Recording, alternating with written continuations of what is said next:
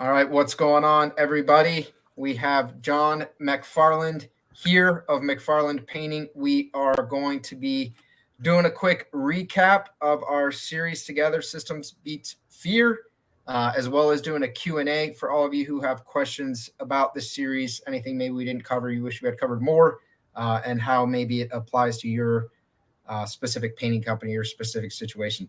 John, what's up, man? Oh, not much. Just loving life over here, Brandon. How about you? Heck yeah. Same, brother. Same. I'm actually traveling right now, so my video's a little grainy. But that's okay. We'll get it done. So, John, if we could kind of do a quick recap to start of the series.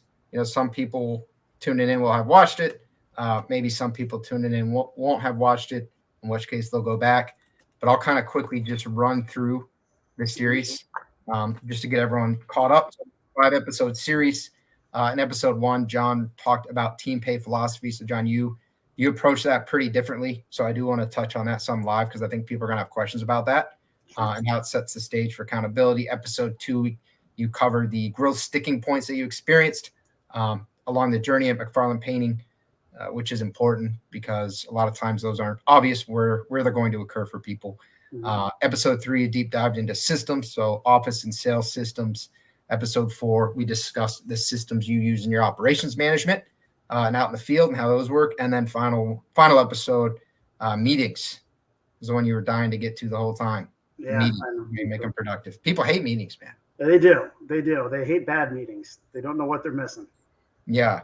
So let's start, man. What do you? I'd love to start with the pay, but if you have something else you want to start with, no, I think pay is it because I think we're all in this for income, whether you own it or you're a staff member or potential hire. That's a big reason why we get up and go to work, right? Is the money. You got to like it, but you want to get paid well too.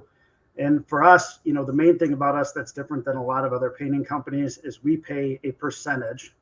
A lump sum system is kind of what we call it, or a pay period bonus system. But we're paying a percentage of that total job value to our crew. That's the super brief version. And what that does is it sets the tempo for eliminating waste. It has our painters and field ops guys and girls behaving as if they're a business owner. They have to be responsible for their own time. They want to come prepared. They want to have the right stuff in the van, the right materials in the vans. That downtime in a conventional, pay relationship where somebody's being paid hourly just kills the owner. And the staff doesn't care if they're sitting in the parking lot of a big box store, the paint store. It doesn't matter to them. They're on the clock. In our system, that time really hurts. It hurts their take-home pay. It kind of brings them back down to reality. From a pay structure for maybe what our competitors in our market might pay them. And so, kind of, I think, sets the tempo for every decision they make, being much more like an entrepreneurial mindset, increasing efficiencies, making sure we're doing stuff in the right order and being prepared. And it makes a lot of what we teach and train here, I think, a lot easier because they have a direct benefit in real time when they do a pretty good job of most of those things. Yeah. So it's interesting because you do have a strictly W-2 model. You don't use subcontractors at all, but you sort of incentivize and compensate them. What I would say is kind of more similar to the subcontracting model. Yeah. So, a lot of that's the reason why some subs like remaining subs and things like that. I think what we do kind of checks boxes for both sides, some pros and cons from each angle of it. If you're a general employee and you're getting paid hourly, it's kind of limiting, right? What are you going to do? You get to overtime, you get time and a half, and that's kind of is what it is. And then you start squabbling over, can I get $1 raise? I've been here 6 months or 12 months or whatever that case may be. And in our system, when crews or teams or individuals get more proficient, they're building in that raise in real time. If someone gets better on a brush, better on a roller, better on a sprayer, their production goes up immediately. So does their pay. And so I don't have to have difficult conversations or really go back into my books and figure out what is that bottom line margin and do I have the ability to pay Brandon another $1 an hour, even though I love him, but man, the money's just not there. The money's there in this system because they've generated it and gotten more proficient. Yeah. I love it. So let's kind of touch base on because you are paying more like a subcontractor. Why wouldn't you just want to use subcontractors? I really like the benefits that we can provide to our staff. We have a 401k with a match. We have health insurance. We have short-term, long-term disability. My staff has used all of those. So to me, if they're using it and it attracts people, then it's a desirable thing. I think for us, I think it eliminates a little bit of the transient nature of painters a bit. Yeah. I know there's lots of great guys that use subs and it works well. For me, I feel much more confident in our system. We see our people in the morning. We see them at the end of every day. They arrive at the same time in a fully lettered vehicle, fully uniformed out. The clients know who's pulling up in their driveway. And for me, at first, that was probably more of a control thing than it was a function or a benefit to the clients or my staff. And as we've grown, it's really clear that, yes, I can still have control of the product or the application when we show up at 8 o'clock instead of 7:45 and 8:15 and 8:20 and things like that are a little bit harder to do when they're not your staff. By law, they're allowed to start and finish the project whenever they want. So, sure. For me, that was a win. And I think the reason we've kept it is our staff really likes the benefits. We're retaining really high quality people. We just figured this out, actually. We've had 12 babies born in our company within 2 years. And I'm proud of that we're providing a living, that people are starting families, buying homes, and doing things in life that are important and meaningful. That it's not saying you can't do that at another employer, but I think that's a pretty good success rate in 2 years. It's been kind of crazy over here with babies, but it's just a lot of babies, man. Yeah. Yeah. I didn't know what maternity and paternity leave was and how to handle that, just a handful of years ago. And now it's every day. I feel like. What is your policy with that? With maternity and paternity? Yeah, for our moms that are having babies, we're paying them that 12 weeks, which is a chunk of change. Man, that's great. Yeah, I think in order to get them back into, reward them for their step into motherhood and their new battle and challenge, that's how we handle that. And then for our field staff that's predominantly male, those guys can take as much time as they frankly need. Generally, it's been 1 week. Don't call me, don't text me, emails. The second week, we start to see them around a little bit. Maybe it's partial days or things like that. And by the third week, they're back working and, maybe limiting how late they're working and getting home if they need to do something in the middle of the day or end of the day to, support that family. But that's a little bit looser because I think our guys, they generally make the right decisions and we're going to support whatever's right for them. If it's a first kid or a second kid, we got a lot of second and third kids being born right now. So they're kind of veterans. And that week off, they got their own systems at home and, they're ready to get back to work and get after it. So, yeah, I love it. So guys, everyone listening, appreciate you guys saying hello. If you have any specific questions, so if you're thinking about doing this or you're kind of wondering about your own pace system or potentially transitioning or maybe some difficulties that John might have had during it, always feel free to comment. We're going to answer those questions live. And then our team put up here something. If you go to that StreamYard link that we have, then you can actually make your comments and questions visible and we can actually know who you are when you actually ask this stuff. So that would be great. John, let's cover some of the challenges that arose. Obviously, it's a bit of a non-traditional pace system, and it's not what you started with. So let's talk about the challenges of that transition. So the first challenges are very different than our challenges currently. We have challenges currently with this. I'll get to those, but let's do it chronological to keep everybody on board. Our first challenges were proving to the team that this is a worthwhile thing. And so when we unrolled this, we did it with one team. And we were going to do it for a few months, 3-4 months, see what happens. It was about 2 weeks in, and the rest of the team started to get very jealous. They started to do the math, and very quickly it was, we want into this. And so that was first because it was immediately successful. Then you go through some growing curves and pains of, okay, well, what happens when you do get a bad job? The customer is not ready. They're overly particular. You get rained out. You have this or this happen. These things happen that make this nice little package not quite so nice. And so then we had to start to figure out, okay, how are we going to address those when things happen that are beyond the control of the crew, and put in some measures in place to protect them so that this is not, a life or death situation. And we started to do that probably within the second and third month of the system. We always have a little bit of struggle when we try to explain this to people. That's a continual thing for newer hires, especially trying to show them the value of it. And we use actual numbers, real live reporting. When I do an interview or Garrett does an interview, we generally actually pull up last week or the last month's report and show them what the take-home average production for the painting team was. And those numbers are impressive. They're in the 30s average take-home for every staff member. Wow. So that kind of sells itself. Then we start dealing with training. I call it cheating the system, right? But it's not really cheating. But when is your lunch? When are your breaks? Well, it might make sense at noon, but it might make sense when ceilings are painted. And you make that call. Are we really that hungry, or can we push till 1 p.m. and get ceilings done or walls first coated or all the repairs done or whatever the case may be? And so we start training on those things. Yeah. So I am curious about the rain and stuff. So things that are outside the I guess their ability to control. How do you factor for that? So early on, I would make up some time. I'd make up some hours and things like that. If we guessed wrong, we're in Michigan, just outside Detroit, and the weather can be unpredictable. I will tell you now, we really don't have that because our project managers are behaving with the best plan in place, and we deal with almost zero surprise rain problems. A job was prepped, ready for spray, and then rain pops up. Those guys have their own rain work, backup plans, interiors to move people to. And there's sometimes that we make a call and pull off a job or don't go there that day because it's supposed to rain and it doesn't. So the system has kind of created independent thinkers that, use their own judgment and experience and decide, are we going to go to that project or not? That's kind of fixed itself. But before we got to that point of independent thinking, there was times where I did make up some hours if we had to go and remask off some windows or some things like that, where I had to throw some money back into the labor pot if it was a mistake or something outside of their control. Yeah. So you talked about some of the issues that you had when you first went into it. What are some of the issues that you still have with this system?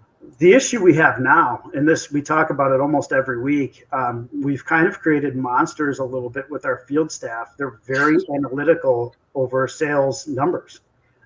They're not above measuring a room or calling a salesperson and saying, hey, I think you took out way too much for this opening. You should have counted it as wall space.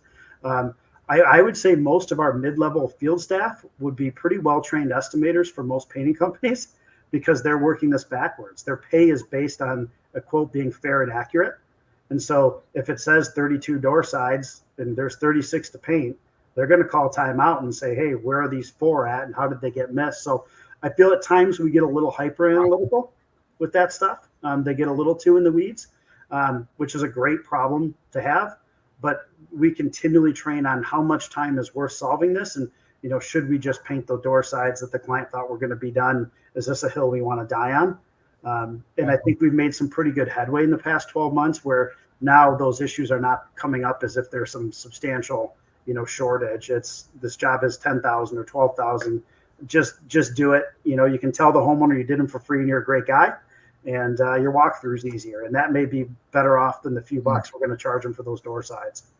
Yeah, that's interesting. I hadn't really thought about the fact that it might almost make them a little too intense. In different personalities, we have some folks that, they show up, they paint the job, they do their best. They don't think about any of the finances. They don't kind of try to figure out their pay. They're not calculating this by the minute. We have other project managers that in their job pack, that customer file, they're actually writing down, if this takes 60 hours, it pays this. If it takes 65, it pays this. 70, it takes this. And just sometimes a crew needs a little bit of help and guidance and some parameters. And then if we have people that get in the weeds, we tell them, listen, stop thinking, you know what you're doing, paint it the best you can, and you're going to be successful. Don't worry about it. And then that changes, right? People get tired and burn out or a little bit of fatigue, and they start thinking about, man, maybe this is a problem.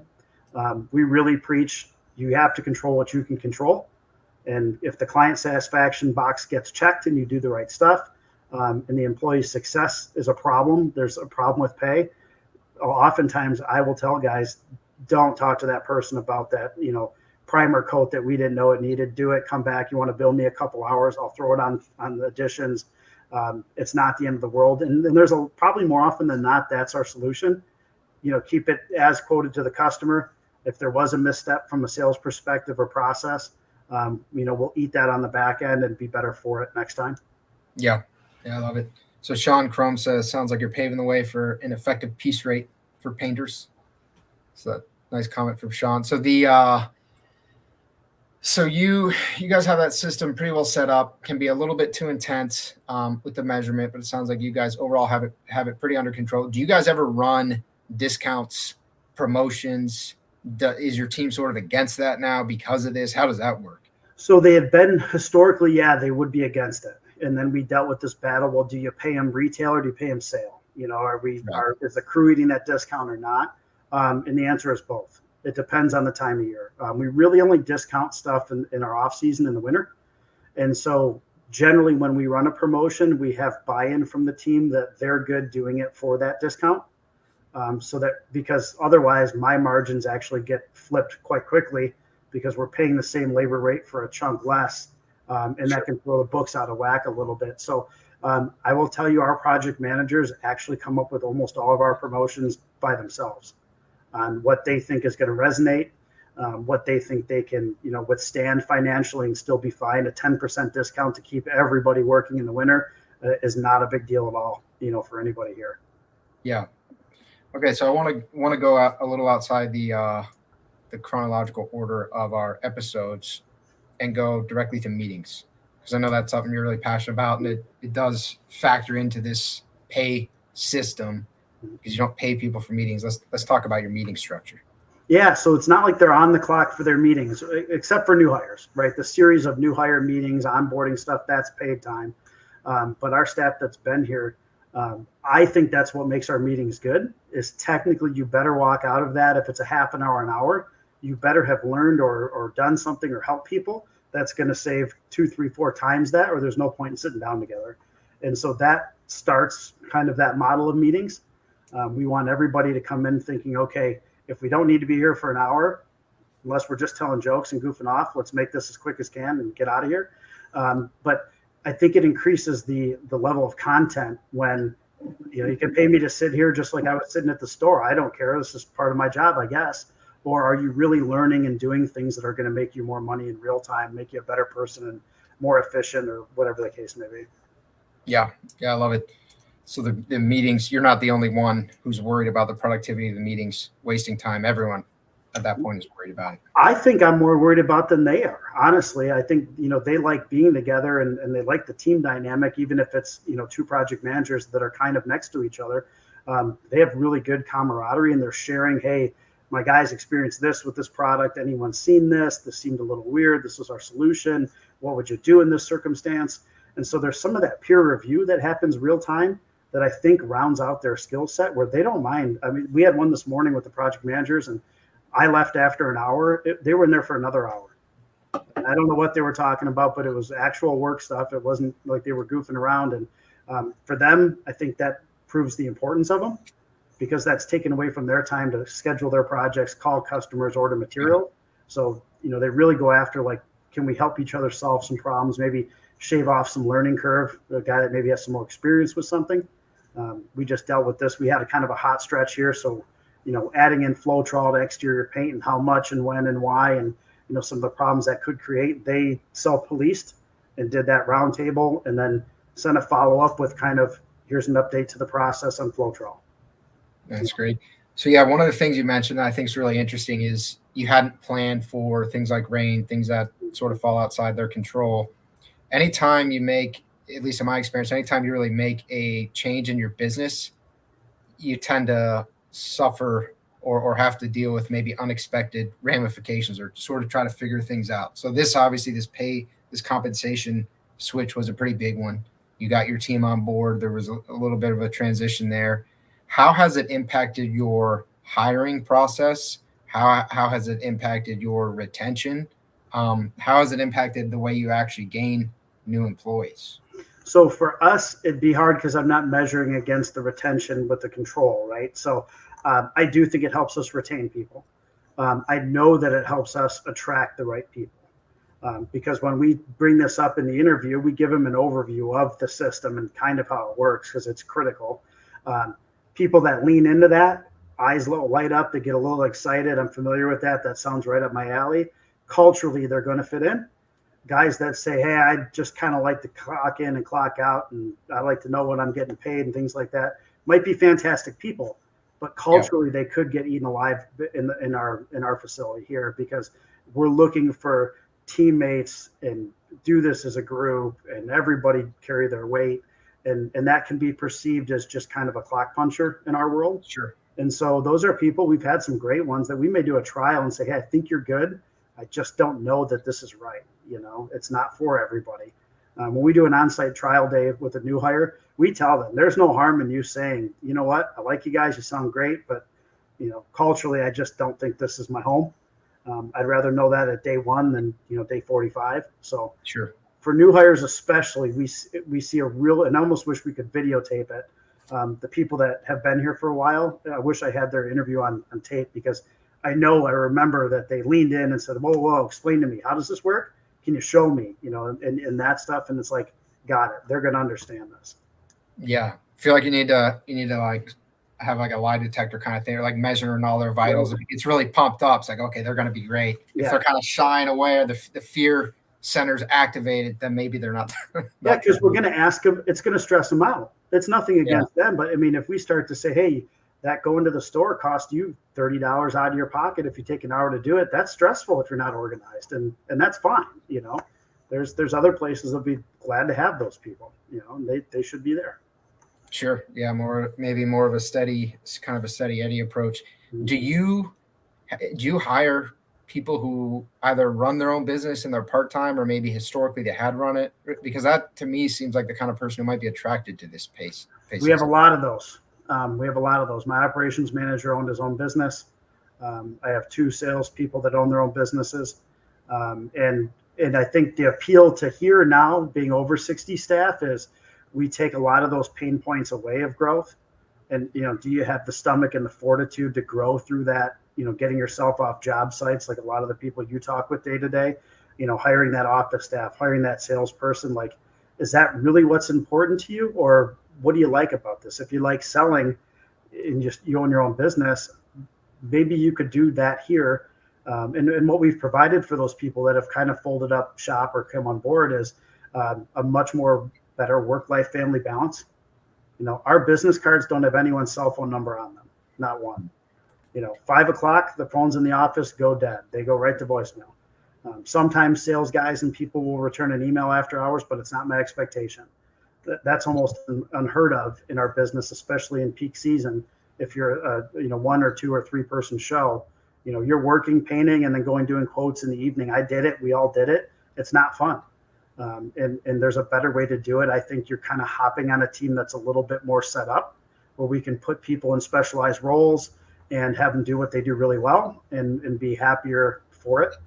And frankly, because I've seen it, make more take home money, than they did when they were an entrepreneur that was smaller.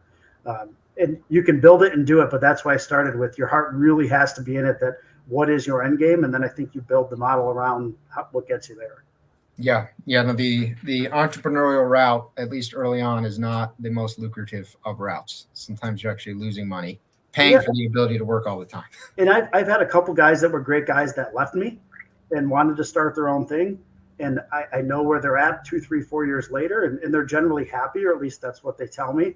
But financially, I don't think it was a wise choice. I think they're taking home less money than they would be making here, almost certainly. Sure. And they're working a lot more hours to do it. I did an interview with a guy who was kind of ran through his days. He's working 12 hours a day for 6 days a week. He actually got a hold of me through you. He's out of yeah. Nice. He's working a ton, and then I kind of said, well, what is your goal for take home pay? And he told me, and I broke out my calculator, and it was about $16 an hour when you factor in overtime. And I don't have a new hire painter in the building that's only making 16. So if that's his goal and he's working towards an end game, then I did it too. You build that foundation, you sweat it out, you make it work. But if that's really not the most important piece to you, is to be an entrepreneur or have your name on the trucks, teaming up with somebody may be a better way to accelerate that. Yeah, man, that's exciting. If you hire him, you got to send me the commission. Yeah, well, absolutely. I had another guy in on Tuesday with a paint rep who's in Roseville, not that far from us, who heard the podcast, came in with his rep. He was here for 2.5 hours. We had a great time. Man, that's awesome. Yeah, I told you your I think it was your second podcast episode last year. I believe it was like the top 3, one of the top 3 or 5 or something on the PCA overdrive for the entire year. It was a popular one, man. Good. People like what you have to say. Let's get into growth sticking points. So first off, let's kind of back up. Let's cover where you're at today. So you said 60 employees. That's obviously a pretty big company. Let's talk about kind of revenue, where you're focused on, if you have a plan, maybe like a 5-year plan. And then I'm going to back up and we're going to go into your growth sticking points. Yeah. So I think we're 64 today. 64 people. Yeah. Nice. So we're growing still. It's been a weird summer for us. Hiring was difficult in the middle of summer. It always is. Towards the end of the summer here, we're seeing more interest. Maybe people are ready to make a change. We've gotten a couple of really good people in the past couple of weeks. Now we're tasked with making sure they stay busy. We don't lay anyone off, never have, never will in the middle of the winter. So it's my job and our marketing and our sales job to keep all of those people together. So it's a field staff of close to 50 right now is what the field staff is. And our line has been forever. If you're good enough to sweat with us in July, we're going to take care of you in January, and so that's my biggest thing I'm working on right now. We're making sure that we're hedging our bets for December, January, February. I'm not blessed with that Florida winter like you have. So we got to go inside and we lose all that beautiful exterior work. And for us, to be honest with you, I'm in the process of kind of looking at a 2 and 5 year plan. The last 2 years, 3 years, we've grown at such an accelerated rate. The things I had in place have been kind of blown out of the water. It doesn't work anymore. The biggest thing for us is starting another location. We have a satellite location that's about 40 minutes north of us. It services a different market. We're going to do the same thing out towards Ann Arbor. Again, that's only 30 minutes. But if we go the west side of that, provide what we do here in a market that's very localized and very Ann Arbor first. They're very loyal to their own, and so even being close enough to drive there, we're not a viable option for some clients out that way.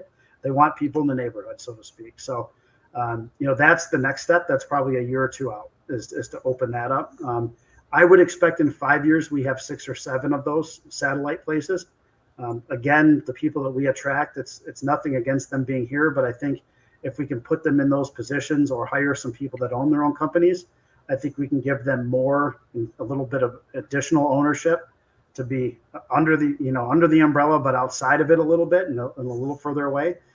So that's kind of my 3, 4, 5 year plan is to have several of those, almost like franchises, but still our company, not independent. So are you saying they'll actually potentially own a piece of it? No, I think we've thrown out that idea. I do think there has to be a very heavy performance metric and performance bonus based on that. Ownership of it is something I'm trying to figure out how to do cleanly. Sure. That would be fair for all people involved. And we're so performance based. I think I can be far more aggressive and pay on performance rather than some stagnant, relationship a little bit. Yep. So we're sorting through that right now. Yeah, I love it, man. Okay, so you have a lot in the making. Let's talk about your growth sticking points. There's lots, right? How do I get off the sprayer, get behind, off the paintbrush? Balancing, I think the first one is trying to balance, the estimating when you're also the project manager. That's generally the first one. The phone calls don't come in so fast and furious, nor does the accounting in our business in a certain way that you need an office admin first. So you have to figure out, is it sales or do I hire an operations, project management, field management person? And my recommendation is whichever you're not that great at.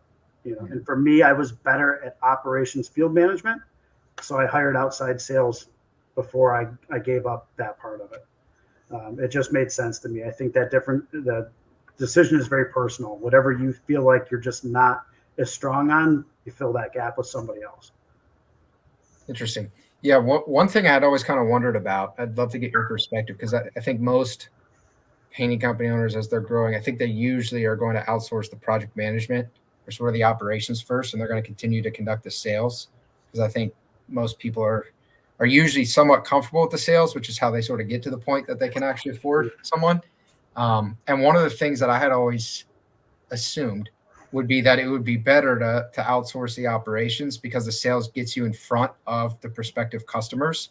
So you have that sort of line of sight contact where you're actually knowing how they're thinking, what they want, what's important to them, and you can continue to work to position your company to meet those needs. But you did it the opposite. So what was your experience different from how I'm assuming this would be, or what are your thoughts on that? I felt like my mindset was I had the best plan on the job site and how to paint that project, how to manipulate crews and teams and pair people up so that it was super efficient. Where I felt like the sales, certainly there's an art to it. But if the presentation is correct and you're on time and things like that, I think there's less that can go wrong at a sales appointment than doing the actual paint job. And so for me, it was easier to give that up and, draft the price list and do some of those checks and balances that made that transferable. Where I felt like, gosh, there's just a lot more moving parts with, people and vans and stuff like that. And so that was my thought. Yeah, no, it makes sense, man. If you start selling like an animal and you have the wrong person doing the ops management, you're going to create a real problem for yourself. Yeah. And you're going to do so much of both. If you maintain to be the sales, my thought would be that you're going to compartmentalize and direct your field staff to the point of, hey, on this project, make sure we bring this. And I noticed this and I noticed that. We've seen that our sales team is now 6. And our process has gotten better and better with each person that's been added because we don't have the practical knowledge base that you had as a business owner when you were the guy that painted for a few years before you started to transition just to sales. So we have to teach these to our estimators or have them estimate stuff maybe a little more focused. We have someone that just estimates cabinet refinishing right now, and she's just killing it. She's an animal at it. But that's good. Years ago, that person had to estimate a commercial exterior at 10 o'clock, cabinets with a single mom of 5 at 11, and then maybe residential interior at 12, and you're just changing gears so much that for me, scripting that from the estimate was probably a little bit easier to do than trying to run that diverse type of projects. That was just my thought. That's interesting. Yeah, sales being maybe a little easier to compartmentalize, kind of pass off. And I think we all did what we do the worst is the office admin job because that's just generally not the entrepreneur. We did this. It's not what we like, man. And so we put it off. And I mean, my current business manager, Chris, has been with me for about 8 years. When I hired her, I had a stack of papers 2 feet high. That was a very good question. Does this scare you? She said, no, but how much time do I get to go through it? And I'm like, well, I don't know. You tell me. And she said, 2 weeks, no problem. And it was literally 2 feet high because I didn't have anybody. It was in between. I had my first office admin who was a great starter, and then I was making this big change. But there were several months where we were just getting checks in the bank, accounting, no way, not going to do it. We got stuff to do. And, for me, that was where my weakest standpoint was the office stuff. I just wasn't that organized at it. I didn't enjoy it. So I put it off, and that was terrible. Yeah. Okay. So Sean asks, are you doing commercial work too, or just residential? Yeah. So our business split, great question. We're probably 25% commercial and 75% residential repaint. We really don't do any new construction. And as much as we'd like to grow the commercial more, our profit margin is better on commercial for us in our area. It's a little transactional. You paint a building, that person doesn't refer you at the same rate that in a neighborhood, if you did a nice job, they would. People in the residential home are far more apt to tell their friends, family, neighbor about you and really advocate for you. Where if you paint a commercial space, thank you for the business. Here's your check.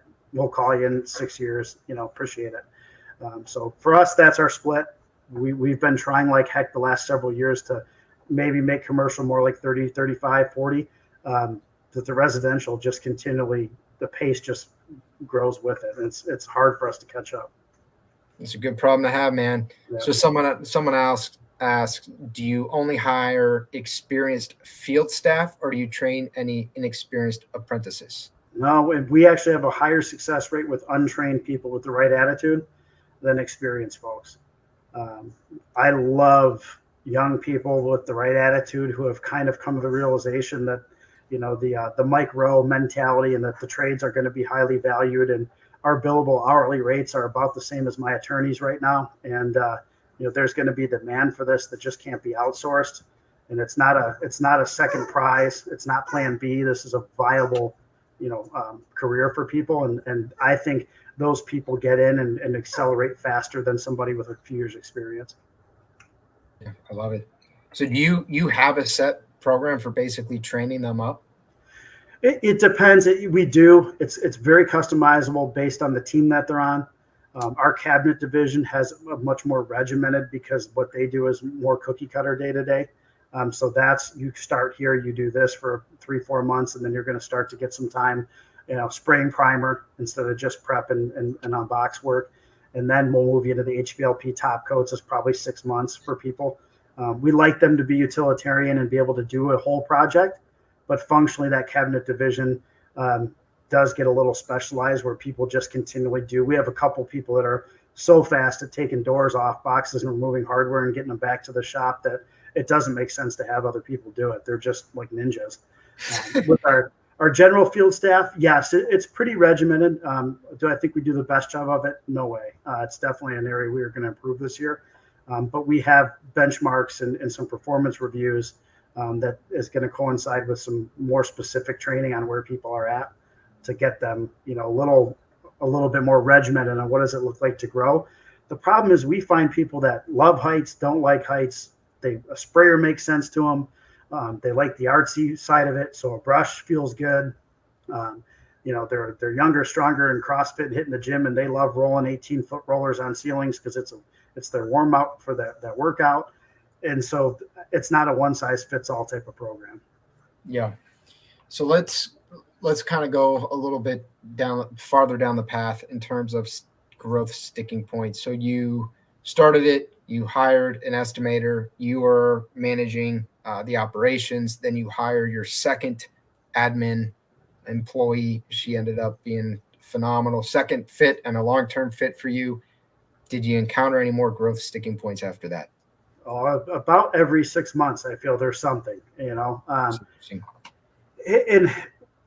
at that point, so once you have your first office person or sales or operations, you didn't do it before, and now you figured out I actually need some performance metrics to measure these people by and some better plans for growth. And so that's when you start to think about either is this person working well or not working, or am I going to hire a second one of them, or am I going to hire, if I have the estimator and I have the office staff, am I hiring this field ops person?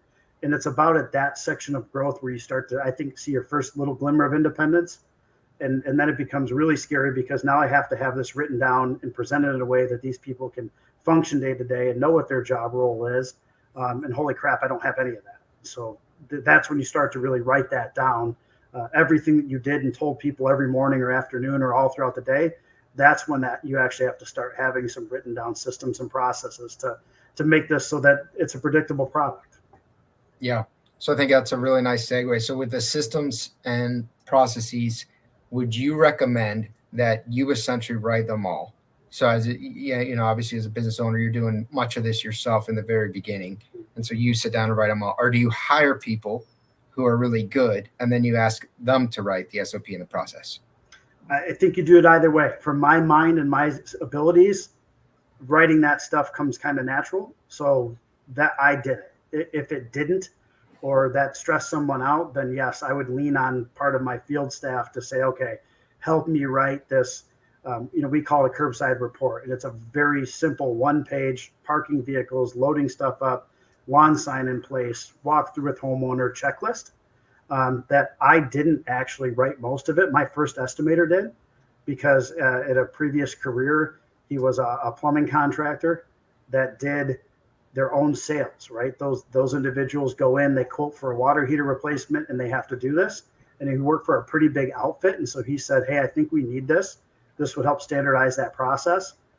He kind of, gave us the idea and said, we did this at the plumbing company. We had to fill it out every day. It was a big problem.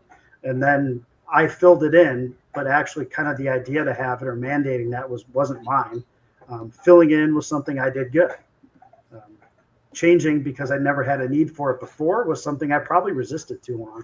and held on to. I like to tell people, did we do this and remember this? And so standardizing that, and that's what I talked about with Antonio on Tuesday when he was here.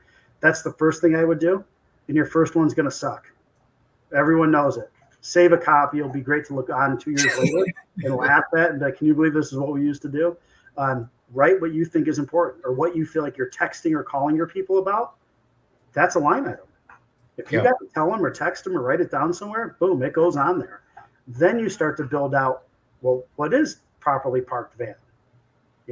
Antonio said he doesn't like his guys parking any vehicles in the driveway. Fine, I understand that. I love our vehicles being parked in the driveway. The hiccup with that is before you park in someone's driveway, you need to confirm they're not getting a car out of the garage. Well, that's done in our phone call before we, got this set up. We already went through, we're parking the vehicle. Is that going to be an issue with you? We'd like to back it in. We need a staging area on the inside of your home. We've already gone through these. Where the first thing, it's irritating as a client when you go out your door and the painters have you parked in. So that's the next layer of when you start to say, hey, we park in the street. Why is that? Well, if it's because you don't want to park people in, do you want your crew moving everything farther than it needs to be? Is the street really the best look? Does your van look good enough that the whole neighborhood can go by and see the doors open and take a look at what you have? Is that a great look? In my opinion, no. I think it's better backed up, closer to the garage, ready to go to work, doors shut, lawn sign in place. And so that's where we build out those processes.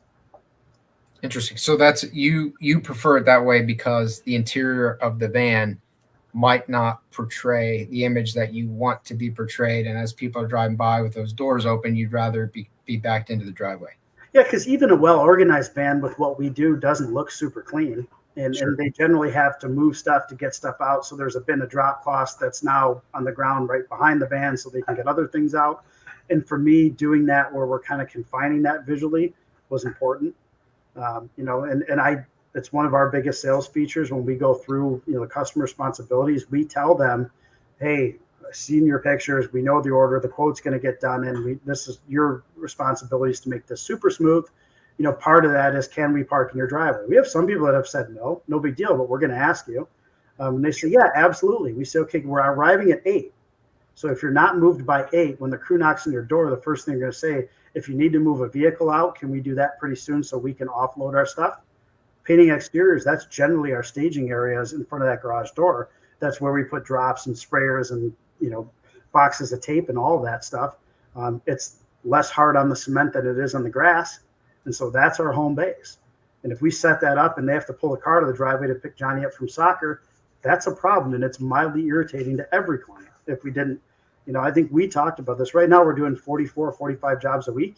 We have a wealth of knowledge that it's our responsibility to tell clients, this is how this is going to go best. This is what I need you to do to make this seamless for you and low stress. And that's our responsibility. Because even the most affluent homeowners, they don't paint but once every several years. Yeah. So they've forgotten, and it's different. It's our job to let them know how this is going to go super smooth. I think that's probably what we do best. Yeah, and that's such a good point. And it would be really easy to miss what you just said and the importance of what you just said. So it's your responsibility to let them know how it's going to go best. I think any business owner, in this instance, we're talking about painting company owners, we get into this routine, right? We do it day in, day out. So we just assume, well, obviously, it's obvious. It's not obvious to the homeowner. Right. And because they're paying for you, and part of what they're paying for is the experience, the customer experience that you're providing, it is incumbent upon you to educate them and let them know and really be the guide, almost a coach of, hey, here's the process, here's what we do, and let me tell you how this is going to go best and how you're going to get the best experience here. As opposed to, well, they said I could back in, I backed in, and then, this customer was mad. That's ridiculous. That customer is ridiculous. It's on you to set the expectations and pave the way for the project. That's why ours says properly parked vehicles. And in commercial, that's different than residential. We may need to be, we're not going to park right next to the front door or near handicap parking on a commercial building that's in service. We dump that stuff off and we walk our happy butts from the other side of the parking lot so that their staff and customers can access the building. Proper is different in every application, right? So I think that's huge. And when you start to think about those things, I think customers really like that because it's a level of professionalism and just predictability. That unknown is very stressful, even for the smartest people, right? Not knowing. So our salespeople talk about it. Our office staff uses the same language when customers call with questions. They get it in an email. They get it in a week before a phone call from the actual crew that's going to be in their home. I saw pictures. I know you've probably been talking about this beautiful giant fish tank. Are the fish out of the tank? Has the tank been drained? Can we paint that wall behind it? And people are like, yeah, nope, I did my homework. We're good. You show up and the fish tank is there. You and I talked about China cabinets for like an hour. Yeah. One time. It's the same thing. Now that's irritating the homeowner. Well, I didn't think about this. You're the painter, dude. Well, how many houses do you work at? I never had my house painted. I didn't think about it, So that's huge. No, it is. And obviously China cabinet or a fish tank is a bigger thing. But I think even, where's the van going to be parked? Things like that. Just it's a trust factor, right? People struggle to trust contractors in their mind that the painter is a contractor, just like a plumber, electrician, or roof. They've had a bad experience of some kind. So the more you can lay out the process for them, the more you can let them know exactly what's going to happen, the higher their trust in you goes, and ultimately the better their experience. Then when it comes time to, hey, can I get that 5-star review from you? Or, hey, do you know anyone else who would need work? Well, they've had such a pleasant experience. They're kind of holding their breath. They're like, okay, all right. The paint project seems like it went well, as long as it doesn't, as long as they didn't use shoddy paint and it doesn't just fall apart in a year. I think we're good, but instead they felt good the whole time. Yeah. That's important. Yep. So you mentioned, this plumbing contractor who works with you, who brought in some ideas from the plumbing industry, which I find really interesting because plumbing, HVAC, roofing, all those industries are pretty dialed in actually with a lot of things. Mm-hmm. Do you purposely or have you ever tried to bring in people from other trades, or have you experienced that benefit even accidentally outside of just that plumbing contractor? So for our second salesman, it was very intentional. We were growing. There was a question of my ability to oversee estimates and confirm accuracy. And we really leaned into Larry, who's just our laughable old dude here at the office. But Larry has an insurance background, and everything he did was Xactimate, and it was black and white, and it was to the T. And so he thought it was fantastic to dumb this down because he was used to counting footage of stool molding and all these different things. And we're like, no, we have baseboard and casing is one, ad crown is this. It's very simple. But he was a great addition because he had to be so hyper specific in his quotes for 35 years before that he brought a wealth of knowledge and accountability that did transfer, and it was helpful. And his quotes are very accurate, which is nice for everybody. But that was intentional. Did I say insurance adjuster, insurance estimators apply here? No. But when he came in and I heard him talk, I'm like, oh, this is the answer. Because the first guy was super pleasant, very personable, fantastic with clients, almost to a fault of coming off as inaccurate, like he was just trying to be your buddy. And so balancing that out a little bit made everyone stronger. And at that time, we had some people that we sent Larry to. We had some people we sent Marshall to, depending on what the job was. Commercial contracts where they don't care who you are or what you do. They need a price and need you out of there. Boom, Larry, great. It's going to be highly accurate. He doesn't want to talk to you all day. Family of 6, Marshall was going to sit there and talk to you about soccer practice and this and that, and going to make you feel really, really comfortable with them. Experience is totally different. And at that time, we were customizing who went to what based on fit. Yeah, I love it. So let's get into systems and processes now in a little bit more detail. So you have a big team, right? And 64 people. Obviously, most of the people who listen to this or are present right now do not have 64 full-time employees. What, for a company of your size, what are the most important systems? What would you say, okay, if we didn't have this, it would all fall apart, right? What are a couple of those? Our CRM. So we use Jobber for that. Our salespeople take a ton of really good photos. I think it's critical for everybody, but in our pay system, it allows our painters to be much more efficient and better prepared. So the estimators are building in more income because we're getting things done faster. And so that was a little bit of a challenge. Hey, I know you took 4 pictures, but we need an up close of this, and we really need to know this and this. So get 8 pictures that are of high quality. That's probably the single biggest thing are those photos and notes. If we do an estimate and, Mrs. Pierpont says, hey, I have a 2-year-old, they take naps at noon. That's a note in there. And then we're rock stars when we show up and say, hey, I know we got a nap time at noon. How are we going to bridge this? Can we move a crib and move this out and do these things?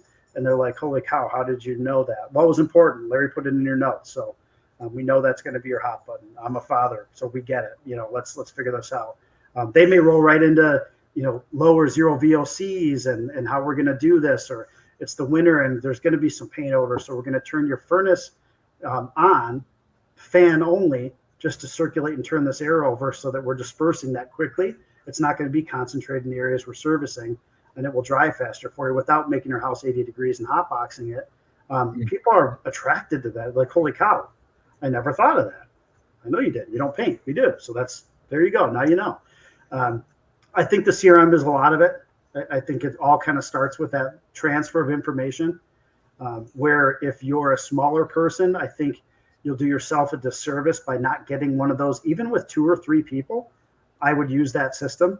I think you'll have a lot less text and phone calls going back and forth between your people if that's where we share information, logging hours, putting notes, reminders to grab the large extension pole or the 14-foot A-frame ladder for tomorrow. Well, what happens if you have a flat tire and the crew goes out to that job site and you just had it in your mind that we needed a 14-foot A-frame? No, that note's there. Brandon had a flat tire. Boom. I know. Oh, he put a note in. Crap. I almost forgot that. Let's grab that ladder. I just saved myself 40 minutes round trip drive time to come back and get a ladder, And so I think I should have done that faster. I was probably resistant to that technology early on. It wasn't as good as it is now either. But I don't care if you're a team of 2 or 3 people. I think that's like number one. Yeah. So the CRM, obviously there's other stuff you can do in terms of interacting with customers or prospective customers, but just having one point of information, one source of truth, so to speak, for everyone to be looking at it all the time. We have automated follow-ups on quotes. You send a quote, you're busy, you're working on projects. Are you going to call back that person and say, hey, I noticed you didn't approve this. What's going on? Probably not. You're busy. So those automated follow-ups, that drip is easy with that. You set it and forget it. I still think phones are the best, to really get feedback on why someone didn't go with you. But if you don't have time to make the phone calls, you just set those reminders. We do one at 2 days and 2 weeks. And then sometimes some estimators will turn that off and actually follow up on the phone as opposed to the automated one. But all of these platforms have really slick back-end systems that were just not available 10 years ago to us. Yeah, no, 100%. And and a lot of the painting industry really doesn't capitalize on them, which means that if you do, you're ahead of many of your competitors. Mm-hmm. So that's pretty huge. Did you have to train your staff on using the CRM, or what did that process look like? Yeah, we did. Well, again, you said it. I mean, Marshall came from a larger franchise plumbing outfit that had one. I think theirs was probably proprietary at that time to them, and they're a national franchise. And so him and I actually went through and probably looked at 6 or 8 of these before we really committed to the best one. They all have positives and negatives. For us, this checks more boxes than not, so we've stuck with it. And there's training. I mean, their online training is certainly adequate. There's a ton of webinars, and the help desk and all of them is really pretty good. But for us, trying to make this customizable and thinking like, okay, our notes now, if we went back to 2014 and pulled up a job with notes and pictures, there's one note, it's half-assed and terribly written. There's 4 pictures and they're no good. Our sales guys now are actually automating and putting diagrams with circling stuff and little footnotes on the photographs of, this was too high for me to measure. It looks like a ripped down 1x10. So bring that plus a 1x12 just in case. Like, that's all in there. And so, yeah, we trained on that for sure. Yeah. So Sean asks, is business down for you in 2023, or are you just as busy as ever? I guess what I'm asking is the economy negatively affecting your revenue this painting season? Awesome question. So the winter was tough for us. It was pretty flat to the year before. And I forgot what it was like to be in a seasonal business. For most of us, COVID was fantastic. So the winter was flatline, and we were sweating it a little bit for sure. It was not super pleasant and kind of high stress. The spring summer has been great. I do think we're in a sweet business because we get to shift our offerings a little bit. You don't try to sell a $10,000 top to bottom, repaint. You do the most necessary rooms in a home, and they call you back in a year when people are less frantic about the economy and interest rates. Interest rates are high. People are not moving. In my area, the real estate market is very depressed right now in terms of availability. So people are staying there. That helps us in the repaint business. If you had a mix of new construction, you lean more into the residential repaint stuff, and then maybe you get back into new construction when that picks back up. So for me, this has been a great year. Q2, we were up almost 20% year over, and we're on target to do that again now. I'm hoping we finish the year 15 to 18% over 22. Yeah, that's great. And one of the important things there was you're strategic. You're willing to pivot. You're willing to look at opportunities, not just view things as negative. But okay, if it's negative, how do you make it a win? Right? Well, I did it personally through the 2008, 9, 10 disaster. I was doing roofs then. I would take kitchen remodels then. We kind of talked about this. I got rid of all that remodeling business. We did anything. There was no job above us, and we're licensed builders. We're capable of doing it. Getting rid of that stuff when the market was good and dialing in painting was kind of a nice luxury and a wise decision. But if things really got tough, yeah, we're going to open up those service offerings, bring back some handyman services and some of those other things to make sure that we're keeping our team intact. Yeah, getting scrappy. And even if you don't have the ability to maybe do roofing or things like that, pressure washing, you can scrap, right, if you have to.